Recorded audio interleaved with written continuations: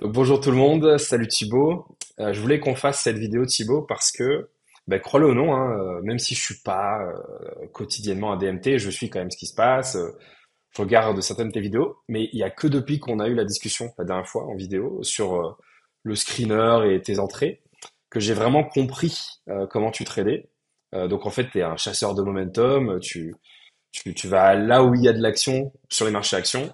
Tu vas pas prendre le début du mouvement, tu vas prendre le train du coup en route.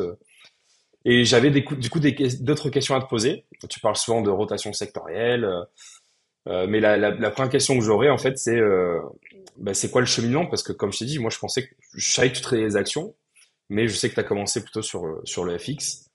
Et ma première question, c'est comment tu as fait? Enfin, c'est quoi qui s'est passé pour que tu passes du suivi de tendance Forex vers ça, quoi. Choper des opportunités sur les marchés actions et des trucs qui peuvent prendre 20, 30, 40%. Alors, c'est une bonne question. Tu parles dans ta formation qu'on est rémunéré seulement s'il y a un mouvement, une tendance. En tout cas, si on fait du suivi de tendance.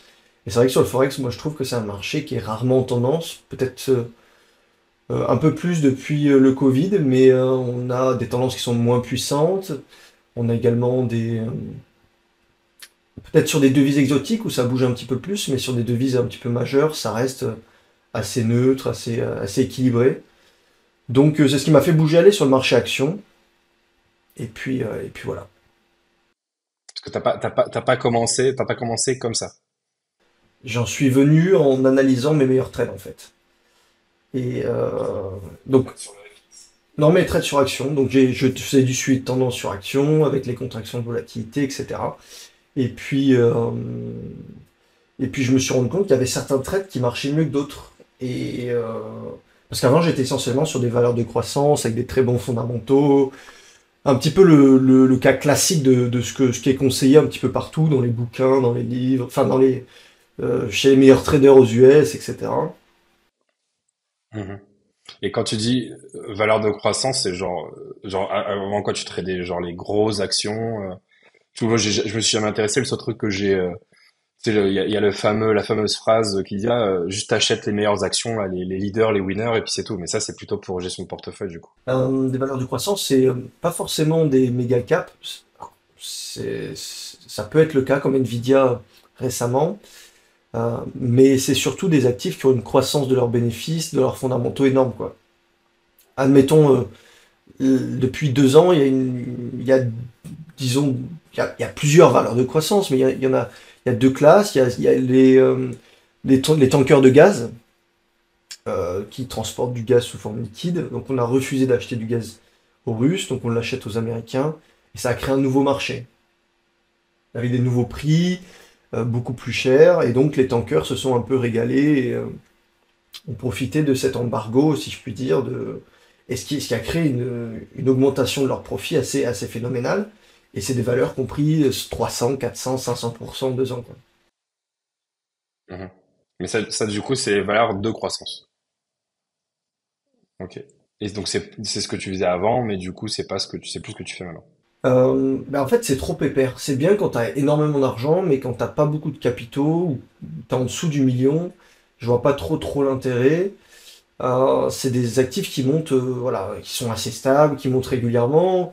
Et comme c'est des valeurs de croissance qui attendent des résultats trimestriels, donc tes positions, tu les portes plusieurs trimestres, puisqu'en général, une valeur de croissance, elle est portée sur plusieurs trimestres, en attente des résultats. Et si les résultats sont toujours aussi bons, et en général, c'est ce qui se passe, et ben, on a le pricing qui continue de se faire de la part des institutions. Mais du coup, c'est extrêmement long. Alors, soit tu attends un an et tu essayes d'être sur les bons actifs et tu peux faire des belles performances, et soit tu vas sur les actifs beaucoup plus volatiles. Et moi, j'ai fait le choix numéro 2 assez récemment, il y a peut-être un an. J'avais des bons résultats sur les valeurs de croissance, mais c'était pépère, c'était ennuyeux. Et, euh, et tout dépend après la vision que tu as et les capitaux que tu as sous gestion, je pense aussi, ouais. Donc le cheminement que tu avais, donc tu faisais du suivi de tendance classique. Tu faisais que des valeurs de croissance, puisque donc c'est des valeurs qui sont censées monter ou imprimer les tendances long terme. Ensuite, tu as analysé, tu m'as dit tes meilleurs trades. Et t'as vu qu'il y avait des actions quoi qui pouvaient exploser juste en une seule journée ou 2 journées, un truc comme ça? Ouais, c'est ça. Alors j'étais du coup sur les valeurs de croissance qui montent pépère, je faisais des phases 1 en journalier, etc. Ça marchait plutôt bien, mais du coup c'est très lent.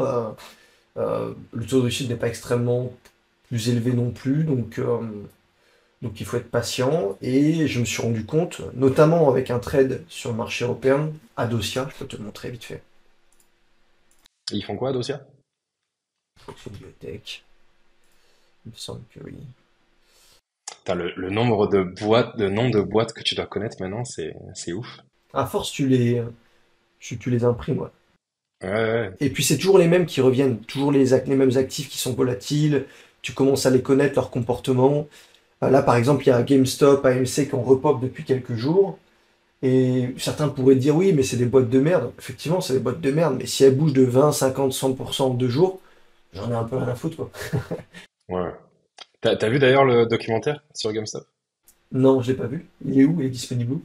Je crois, moi je l'avais vu sur Netflix. Après, je suppose sur YouTube. Ok, donc on revient à ton Adosia trade. Donc c'est un actif qui commence à pop ici, et je vois en hebdo, parce que je faisais beaucoup de l'hebdo daily en fait avec les étudiants. Hebdo daily.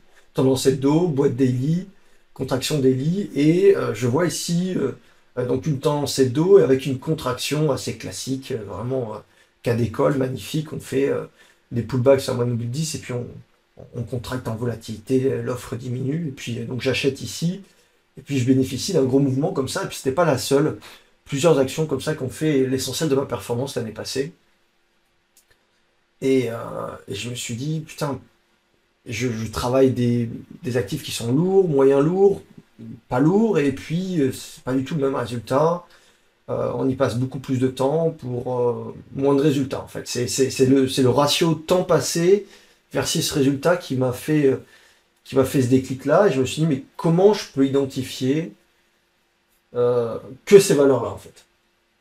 Et que sur ça. Donc, ça a été le défi, il y a de ça à peu près 8 mois, un an. Pourquoi je traite des actifs comme ça, je peux t'en montrer un autre, qui a fait l'essentiel de ma performance. Tu vois, j'ai acheté ici, et puis le truc, il a quasiment doublé. Pour le marché européen, c'est énorme, mais sur le marché américain, disons, assez basique. Et je travaille beaucoup le marché européen. Et donc, ça m'a fait réfléchir sur quels étaient les critères euh, quels étaient les éléments qu'ils avaient finalement en commun, ces actifs-là, par rapport à du Orange, du Total, des choses comme ça, qui sont intéressantes après éventuellement une crise, mais derrière, ça bouge pas beaucoup, quoi. Alors, oui, c'est plus volatile ce genre d'actifs-là, donc tu as un stop un peu plus large. Les actifs plus lourds, tu peux avoir des stops plus courts, mais c'est quand même beaucoup moins explosif. Et ces actifs-là sont moins pricés. C'est ce qui va créer ce genre de mouvement-là que les valeurs fondamentales qui sont suivies par des milliers d'analystes, des millions de traders, des milliers de fonds. Alors quand tu dis non pricé, ça veut dire quoi concrètement? Que les marchés, que le prix est mauvais par rapport à ce qu'il devrait être ou... Ouais, le prix est mauvais par rapport au prix théorique. Alors tu sais jamais quel est le prix théorique, mais les actifs qui bougent le plus vite sont ceux qui sont le moins bien pricés en général. Et ça va du fait que en général la capitalisation est assez petite, le capital flottant est petit, euh, et donc le mouvement est plus explosif. Il y a moins de monde qui surveille ces actifs-là, il y a moins d'institutions, et donc dès qu'elles viennent s'y intéresser, eh ben, direct dès qu'elles injectent un peu d'argent, ça fait bouger le titre énormément, parce que ça reste des petites, moyennes capitalisations, peu de capital flottant, donc c'est l'équivalent de la supply sur des cryptos, donc tu as un levier naturel, quoi. Mais du coup, juste une question. Tu parlais, tu disais que les valeurs de croissance et tout, c'est plus intéressant quand tu as un plus gros portefeuille. Mais donc là, par exemple, ouais, mais vas-y. Mais ma question c'est bon, donc ton portefeuille grossit. Est-ce que demain, si tu as des millions, est-ce que tu pourrais trader la même chose? Parce que j'imagine que tu as des problèmes de liquidité quand même sur ces marchés. Alors oui, tu as des problèmes de liquidité. Je pense qu'au-delà de 2, 5 millions de capitaux, tu as des problèmes de liquidité sur ce genre d'actifs-là. Après, il suffit sur ton screener de mettre des critères de volume plus importants, et tu as moins d'opportunités. Ça, c'est sûr. Tu es obligé d'aller sur des actifs de plus en plus lents. Plus ton capital grossit, plus tu es obligé d'aller sur des actifs plus lents. Mais bon, disons qu'on a de la marge, quoi. Je pense que Il faut avoir au moins 4-5 millions avant d'avoir des problèmes de liquidité. Mais c'est-à-dire que là, les actions que tu m'as montrées, même si tu achètes pour 100 000 $, ton trade y passe tranquille, ou tu te sors un slippage de fou. Alors sur le marché européen, non, mais sur le marché américain, Ça, c'est fou. sans problème. Ouais. C'est-à-dire que la liquidité, elle est vraiment éclatée, parce qu'il y a combien il y a combien d'actions aux États-Unis? Je sais pas, ça se compte en milliers. 5650 à peu près, ça varie à peu près ça. Et donc, tu as de la liquidité sur 5 600 marchés. Tu as des actifs qui sont peu liquides, mais disons que sur les deux tiers, tu as suffisamment de liquidité. Et ça reste beaucoup d'actifs. Sur 5650, deux tiers, ça fait quand même pas mal de choix. Et puis après, bon, il suffit d'y aller graduellement. Ici, tu as, le screener qui te dit le capital échangé 3 millions, 5 milliards, 24 millions, 26 millions, 2 milliards, 85, 7 millions, 24 millions, 62 millions, 50 millions. Enfin, tu vois, il y a quand même de la marge, quoi. Et puis plus tu grossis, plus tu augmentes le critère de volume sur ton screener. Mais du coup, moins c'est explosif. Et donc, la deuxième question que j'avais, donc j'ai compris ton cheminement. C'est assez logique d'ailleurs. Et donc après, tu parles souvent de la rotation sectorielle. Donc, si tu pouvais juste dire deux, trois mots dessus. Moi, je te dis ce que j'en ai compris. Déjà, rotation sectorielle, ça fait vraiment penser au fait que l'argent, il va d'un endroit à un autre. Donc, une sorte de... Tu suis en gros pour moi le chemin de l'argent. Mais dans les faits, ça se matérialise comment? Pourquoi il y a une rotation sectorielle? Comment est-ce que toi tu les vois? Etc., etc. Alors, ouais, c'est exactement ça. C'est de l'argent, il disparaît pas, il saute d'actifs en actifs, de classe d'actifs en classe d'actifs. Donc, tu as les secteurs, puis dans les secteurs, tu as les industries. Je sais pas, dans le secteur énergie, tu as les énergies renouvelables, tu as l'exploration, production de gaz et de pétrole, tu as, l'éolien, tu as plein de choses. Et donc, selon les envies des institutions et les nouveaux défis, et puisque c'est un pari sur le futur, finalement, la bourse, c'est ça, hein, c'est un pari sur le futur. Donc, ben, ils investissent en fonction de ce qui pourrait euh, changer un marché éventuellement, ou changer la façon de consommer tel ou tel client, enfin, sur tel ou tel produit, tel ou tel secteur. Et donc, il y a de l'argent qui va sur des nouvelles classes d'actifs où c'est assez cyclique. Donc, tu as, des nouvelles classes d'actifs qui arrivent, comme l'intelligence artificielle, le cannabis depuis peut-être 10-15 ans, tu as eu ou peut-être 10 ans max, les imprimantes 3D. Donc, ça, c'est des nouvelles technologies, des nouveaux secteurs. Et puis, tu as des trucs comme le transport. Tu vois, là, ça, c'est le fret maritime. Donc, ça, c'est une valeur de croissance.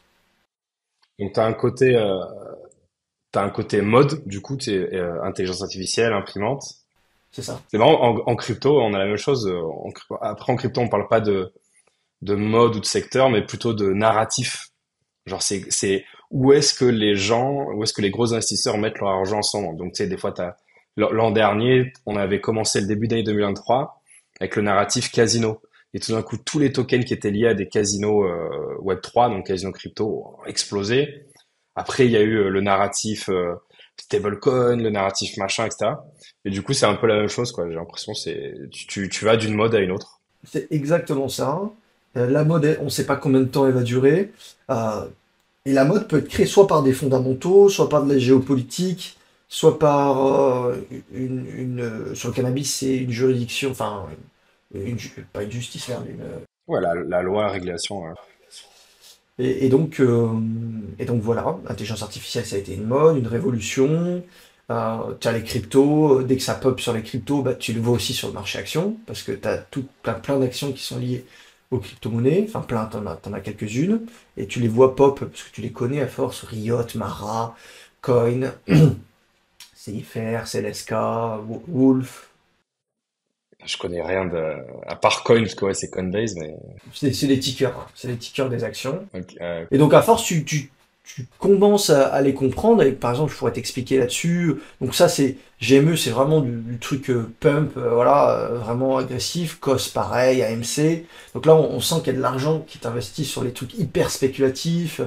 Mais t'as aussi CVNA, LAZR, NIO, RIVN. Ça, c'est équipement ou constructeur automobile. Là, t'as une seule crypto. Donc on voit que les cryptos en ce moment, ça cartonne pas, parce que sinon, elles seraient toutes ici. T'as une matériau de base. Alors, Et une rotation sur les matériaux, on en parle depuis quelques semaines ensemble.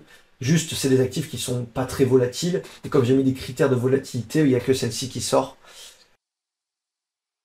Et attends, juste, j'ai une question parce que donc là tu montrais GME tout à l'heure. Du coup, il y a quand même pas mal de manipulations. Enfin, GME, c'était une manipulation marrante, entre guillemets. C'était les petits investisseurs, donc les petits particuliers, qui ont essayé de faire sauter les positions short d'un hedge fund. Mais du coup, bon, en crypto, je fais aussi pareil avec la crypto. D'ailleurs, après, je te poserai d'autres questions sur crypto, parce que ce que tu fais, ça me fait un peu penser à ce que certains font en crypto, de sais, chercher les tokens qui peuvent méga pumper. Mais du coup, il y a le pump and dump, c'est-à-dire un marché en fait qui monte énormément pour attirer des gens. Et en fait, c'est un piège et après, ça se casse la gueule. Ça, c'est un des pièges que tu as dans ton trading ou quoi? Oui, ouais, tout le temps, mais du coup, le setup va faire qu'on rentre pas n'importe comment sur un actif qui est perché. Par exemple, le seul setup sur GameStop, il me l'est donné ici par mon indicateur, c'était ici. On en a parlé avec les étudiants, moi je crois que j'étais pas devant les écrans, je sais pas s'il n'y en a pas un qui l'a tradé quand même. Il me semble que oui, un étudiant. Mais du coup, c'est des actifs souvent, de toute façon, qui sont pas solides d'un point de vue fondamental, mais il faut l'accepter, ce sont les actifs qui font le plus de performance. Voilà. C'est contradictoire parce que finalement, un bon père de famille, il veut investir son argent enfin, avec assez de sécurité. Donc, il ne peut pas aller sur ce genre d'actifs-là, et tout le monde fait pareil. Et finalement, là où il y a des erreurs de pricing, c'est sur des actifs comme ça qui pump, et évidemment qui vont retomber à un moment donné pour 95% d'entre elles. Elles vont perdre 99% ou plus de l'appréciation qu'elles ont faite pendant cette accélération haussière. Mais si nous, on arrive à capter les tronçons, finalement, on s'en fout. Et alors, on ne sait jamais combien de temps ça va durer. Ça peut durer quelques semaines à quelques mois quand même, comme ça peut durer sur un premier pump et ça retrace. Mais c'est aussi l'avantage. Alors moi je shorte pas, mais le plus gros avantage de ces actifs-là, c'est qu'on peut les acheter, mais on peut aussi les shorter. Parce que c'est là où il y a les plus grosses amplitudes faites. Et donc les plus grosses performances à aller chercher en très peu de temps. C'est toujours le ratio, combien de temps tu es investi par rapport aux gains que tu vas avoir. Donc il y a plein de traders qui vont aussi les shorter, qui vont faire extrêmement, enfin beaucoup de gains quoi.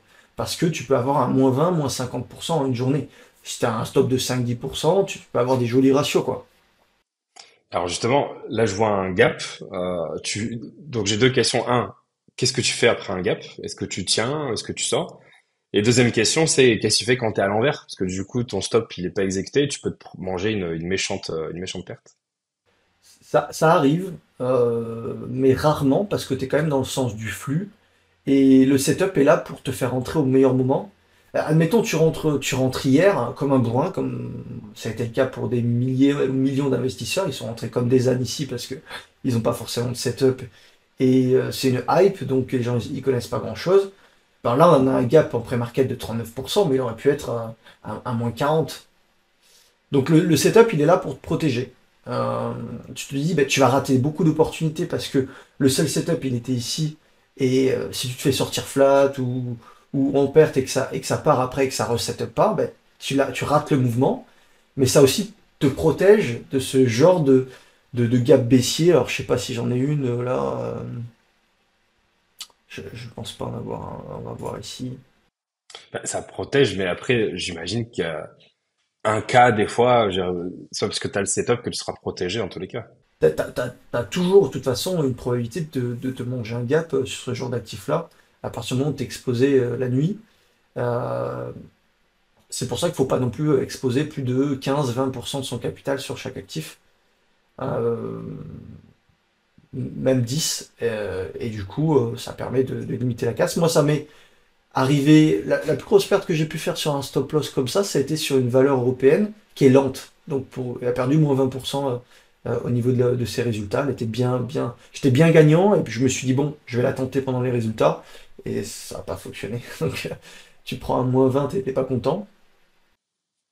Mais justement, à l'approche d'un résultat, si l'action avait bien monté, tu vois, j'aurais plutôt tendance à dire, bah, peut-être qu'ils ont anticipé les résultats et du coup, peut-être avant le résultat, d'arrêter le trade. Parce que si les résultats sont les mêmes qu'attendus, des fois, c'est une correction. Toi, tu fais quoi par rapport au résultat? Tu laisses courir ton trade en espérant que ça puisse pumper plus ou? Tu prends des profits, tu sécurises. Et si t'es assez loin de ton point d'entrée, tu vas le tenir parce que s'il y a une anticipation, tu peux avoir un joli gap haussier. En général, c'est ça. Tu peux avoir un joli gap haussier. Maintenant, marché décide, t'en sais rien. Et si t'es trop près de ton point d'entrée, ouais, vaut mieux sortir.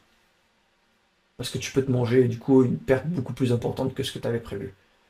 Tout dépend où tu es positionné. Donc ouais, il y a ça aussi. Ouais.